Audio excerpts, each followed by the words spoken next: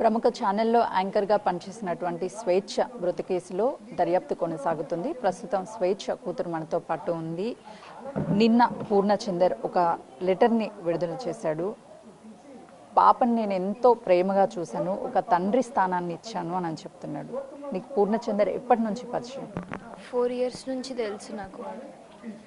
అసలు అమ్మ ముందర చాలా యాక్టింగ్ చేసేవాడు, నేను అంటే చాలా ఇష్టం అని అది ఇది అనుకుంటూ అనేవాడు. కానీ అసలు చాలా అంటారు మిస్బిహేవియర్ ఉండే నాతోని. ఎప్పుడైనా అమ్మతో చెప్పే ప్రయత్నం చేసావా? ఎవరితో చెప్పేదానివి ఈ విషయాలన్నీ? నేను అమ్మకి చెప్తే అమ్మ నమ్మలేదు అసలు. ఏం కాదు, ఫాదర్ అయినా కానీ క్లోజ్గానే ఉంటారు కదా, ఫాదర్ అనుకో అని అన్నది అమ్మ. అసలు అమ్మ నమ్మలేదు ఫస్ట్. అంటే నీ ఫంక్షన్ చేయడంతో పాటు నీ స్కూల్ ఫీ కావచ్చు అన్నిటినీ కూడా తనే పే చేశాను అని చెప్తున్నాడు. వాస్తవమేనా? ఫీజు గురించి నాకు తెలియదు, కానీ ఫంక్షన్కి నేను అసలు వద్దు, నాకు ఇష్టం లేదు ఫంక్షన్ చేసుకోవడము. మెచ్యూర్ అయితే అసలు పీరియడ్ స్టార్ట్ అయితే ఫంక్షన్ ఏంది విచిత్రంగా అందరికీ చెప్పాలా, ఫంక్షన్ ఎందుకు, నాకు గోల్డ్ వద్దు ఏమొద్దు కొని మళ్ళీ అంటాడు అమ్మ నేను కొన్నా అని అంటాడు. అమ్మ వద్దు, మళ్ళీ మనల్నే అంటాడు. వద్దని చెప్పిన అమ్మకు ఆల్రెడీ. అమ్మ నమ్మలేదు, అసలు చెప్తే వినలేదు. అమ్మ ముందర బాగానే ఉంటాడు కానీ బయట ఎవరెవరికో చెప్పుకున్నాడు అంట, నేను గోల్డ్ పెట్టినా అని. వాడి వల్ల ఫంక్షన్కి అమ్మమ్మ తాతయ్య రాలేదు. అంటే తను నన్ను పూరి అని ప్రేమగా పిలుస్తుంది, ఒక తండ్రి స్థానం ఇచ్చాను అని చెప్తున్నాడు. నేను పూరి అని ప్రేమ పిలవడం కాదు, అమ్మ నాన్న అని పిలవమంటే అంటే పెద్దోళ్ళు అంటే కొంచెం రెస్పెక్ట్ ఉంటుంది. ఫుల్ నేమ్ పెట్టి పిలవలేక నేను పూరి అనేదాన్ని. నాన్న నాకు అసలు ఇష్టం లేదు అసలు. అమ్మ నాన్న అనమంటుంది. అమ్మ ముందర సరేలే అమ్మ కొంచెం హ్యాపీగా ఉంటుంది కదా అని చెప్పి నేను కూడా కొంచెం అంటే కొంచెం ఇష్టమే అన్నట్టు ఉండేదాన్ని, అమ్మ బాధపడకుండా. కానీ నాకు అసలు ఇష్టం లేదు. ఎలా ఉండేది ఇంట్లో అసలుకి పూర్ణచందర్? అమ్మ ఉన్నప్పుడు కావచ్చు, లేకపోతే నువ్వు ఉన్నప్పుడు కావచ్చు, ఏమైనా గొడవలు పడే గొడవలు ఇంకా అప్పుడప్పుడు ఫ్రీక్వెంట్గా అయ్యేవి. కానీ నన్ను అమ్మని పక్కన కూర్చొనివ్వాడు. నన్ను ఎగ్జామ్ ఉన్నా కానీ ఉండమనేవాడు, అది చెయ్యి ఇది చెయ్యి అని. ఇంట్లో పని చెప్పేవాడు. అసలు మేడున్నా కానీ మేడు వెళ్ళిపోయిన తర్వాత ఏదో ఒక పని చెప్పేవాడు నాకు. అమ్మని నన్ను అసలు పక్కన కూర్చుంటే ఎందుకు కూర్చుంటున్నావు దా అని అనేవాడు. చాలా ఇట్లా మీ మధ్య ఉన్నటువంటి బాండింగ్ ని బ్రేక్ చేశాడా ఎప్పుడైనా అతను? Of course. అసలు అమ్మ అంటే అమ్మకి నాకు అంటే మేమిద్దరం, నాకు చిన్నప్పటి నుంచి అమ్మ అంటే ఇప్పటిదాకా కూడా చాలా ఇష్టం. అమ్మకు కూడా నేను వాడు రాకముందప్పటి నుంచి అమ్మకి ఫస్ట్ నాకు చెప్తూ ఎవ్రీ వీక్ ఒకసారన్నా కంపల్సరీ చెప్పేది, నువ్వు లేకపోతే నేను చచ్చిపోతా, నీ వల్లనే బతికినా, నేను నీకోసమే బతికినా, నువ్వు మంచి స్ట్రాంగ్ ఉండాలి అది అనుకుంటే చెప్పేది నాకు.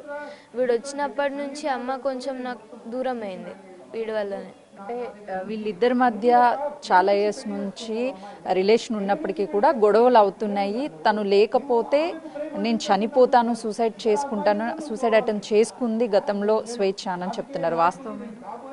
అంటే అమ్మ బెదిరియడానికి చేసుకుందో నిజంగా సూసైడ్ చేసుకోవాలని చేసుకుందో తెలియదు, కానీ స్లీపింగ్ పిల్స్ అయితే వేసుకుంది.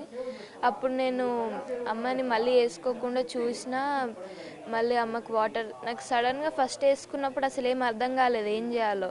ఫస్ట్ టైం ఎక్స్పీరియన్స్ కాబట్టి చాలా ఏడ్చిన, వాటర్ తాగిపించిన, అంతా అరిచిన, కొట్టి లేపినా కానీ లేస్తుంది, మళ్ళీ పడుకుంటుంది. ఇంకా పప్పు మామ అని మామ ఉంటాడు, కాల్ చేస్తే అయ్యో అవునా నేను వస్తున్నాలే, నువ్వు భయపడకు, పిల్స్ అంటే అట్లానే ఉంటుంది అంటే. ఒక 4 days కంటిన్యూగా మత్తు ఉండే, కంటిన్యూగా అమ్మ వేసుకుందో లేకపోతే అవే పిల్స్ది మత్తు ఉండేనో. వేసుకున్నప్పుడు ఒకటేసారి 3 or 4 వేసుకుంటుంది అనిపించింది నాకు. అంటే డిప్రెషన్లో ఏమన్నా కనిపిస్తూ ఉండేదా అమ్మ ఇంట్లో? ఎలా ఉండేది? మొత్తం ఆయన గురించి ఆలోచించేది, మొత్తం స్ట్రెస్ మొత్తం ఆయన వల్లనే. ఎప్పుడు ఆయనతోనే చాటింగ్, ఆయనతోనే కాల్, నాతో టైం స్పెండ్ చేయలేదు అసలు, చేసేది కాదు ఆయన లేకపోతే. వాళ్ళిద్దరికి ఏదన్నా గొడవ అయితే కూడా ఆయనతోనే చాటింగ్. లేక నాకు అమ్మకి అసలు నాకు టైం దొరకదు స్పెండ్ చేయడానికి. నేను మార్నింగ్ స్కూల్కి వెళ్ళిపోతాను, నేను స్కూల్ నుంచి వచ్చే వరకు ఒక 10 minutes అటు ఇటు అవుతుంది. అమ్మ 10 minutes ముందు కానీ 10 minutes తర్వాత కానీ ఆఫీస్కి వెళ్ళిపోతుంది నేను రాగానే. వెళ్ళిపోయి మళ్ళీ నేను పడుకునే టైంకి వస్తుంది కదా నైట్, మళ్ళీ పడుకుంటా, మార్నింగ్ లేచి మళ్ళీ ఇదే రిపీట్ అవుతూ ఉంటుంది. అమ్మకి ఫ్రైడే ఇంకా సాటర్డే మార్నింగ్ షిఫ్ట్ ఉంటుంది. అప్పుడు ఇంక అమ్మ రెస్ట్ తీసుకుంటా అని పడుకొని ఉంటుంది, లేకపోతే వాడు వస్తాడు, ఏదో ఒకటి అయ్యి అసలు నాకు అమ్మకి టైం స్పెండ్ చేసేయడానికి ఉండేది కాదు. రెగ్యులర్ వస్తూ ఉంటాడా ఇంటికి? నైట్ అంతా ఉంటాడా లేకపోతే వచ్చి వెళ్తూ ఉంటాడా? ఒక్కొక్కసారి ఒక్కొక్కలాగా, అప్పుడప్పుడు వచ్చి వెళ్తాడు, ఒక్కొక్కసారి ఏమో వచ్చి ఒక 2-3 డేస్ ఉండి వెళ్తాడు కంటిన్యూగా, నైట్ ఇక్కడనే ఉండి పడుకొని.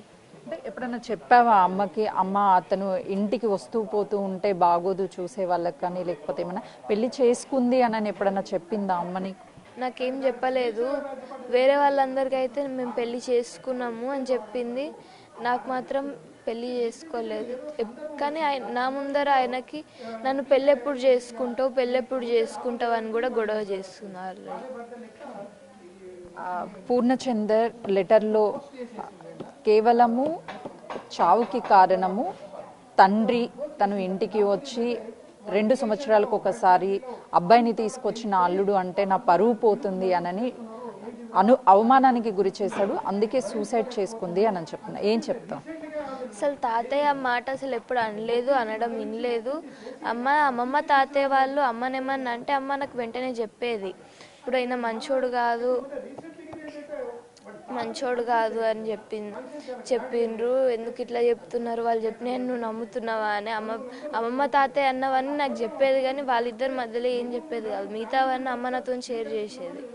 అసలు అమ్మ ఎప్పుడు చెప్పలేదు ఇట్లా అన్నాడని చెప్పేసి. ఫైనల్లీ ఏం చెప్తావు? పూర్ణచందర్ పోలీసుల అదుపులో ఉన్నాడు, పాప నా కూతురు అని తను చెప్తున్నాడు, నువ్వేమో తను మిస్బిహేవ్ చేశాడు అని చెప్తావు. ఫైనల్లీ తనకి ఏం చెప్తావు మీడియం? వాడిని సేవ్ చేసుకోవడానికి ఇవన్నీ చెప్తున్నాడు. మేమైతే అమ్మ ముందర చాలా అంటారు ప్రేమ ఉన్నట్టు యాక్టింగ్ చేస్తాడు, నేను నార్మల్గానే ఉంటా అంటే వచ్చిండు పోతుండు, సరే ఇంకా అమ్మ హ్యాపీగా ఉంది కదా సరే అని నేనున్నా. కానీ వాడిని సేవ్ చేసుకోవడానికి వాడు చెప్పిండు, కానీ రియాలిటీలో మేము ఇద్దరం ఎనిమీస్ లాగా ఉంటాం. అది అమ్మకు అర్థం కాదు. మాకు ఎట్లా అంటే కాంపిటీషన్ లాగా ఉంటుంది అమ్మతో మాట్లాడడానికి. ఒకవేళ నేను బయట నుంచి స్కూల్ నుంచి వస్తే వాడు హాల్లో కూర్చొని అమ్మ బెడ్రూమ్లో కూర్చొని ఉంటే నేను బెడ్రూమ్లోకి ఇంట్లోకి ఎంటర్ అయ్యేటప్పుడు ఉరుక్కుంటే వెళ్ళి అమ్మ దగ్గర కూర్చుంటాడు, నేను వెళ్ళకుండా అమ్మ దగ్గరికి. ఇట్లా చాలాసార్లు రిపీట్ అయింది. నన్ను అమ్మని అసలు కాంపిటీషన్ లాగా ఉంటుంది మా ఇద్దరికి. అమ్మతో మాట్లాడము, అమ్మ పక్కన కూర్చోవడము, చాలా ఇట్లా కాంపిటీషన్ లాగా ఎనిమీస్ లాగా ఉండేటోళ్ళం మేము. అంటే దగ్గరున్నప్పుడు అమ్మ ప్రేమని దూరం చేయడానికి ఈ విధంగా చేశాడు అని చెప్తాను. ఇప్పుడు పర్మనెంట్గానే అమ్మ ప్రేమని దూరం చేశాడు, అమ్మని దూరం చేశాడు, ఏం చెప్తాను? చంపేసేయాలి వాడిని, ఊరేసి చంపేయాలి. కానీ దానికన్నా ముందు ఫస్ట్ నా చెప్పుతోని వాడిని నేను కొట్టాలి. నేను అమ్మ చెప్పుతోని కూడా అమ్మ చెప్పుతోని వాడి ముఖం మీద 2 సార్లు చెంప మీద కొట్టిన తర్వాత అప్పుడు వాడిని ఉడి తీయాలి. చూస్తున్నాం కదా, స్వేచ్ఛ కూతురు, తనతో ఎలాంటి బాండింగ్ లేదు, కేవలము అమ్మని సంతోషంగా ఉంచడం కోసమే తనతో మాట్లాడేదాన్ని. కానీ తను చాలా విషయాల్లో నటిస్తూ అమ్మని మోసం చేశాడు. ఆ విషయాన్ని అమ్మ గ్రహించలేకపోయింది.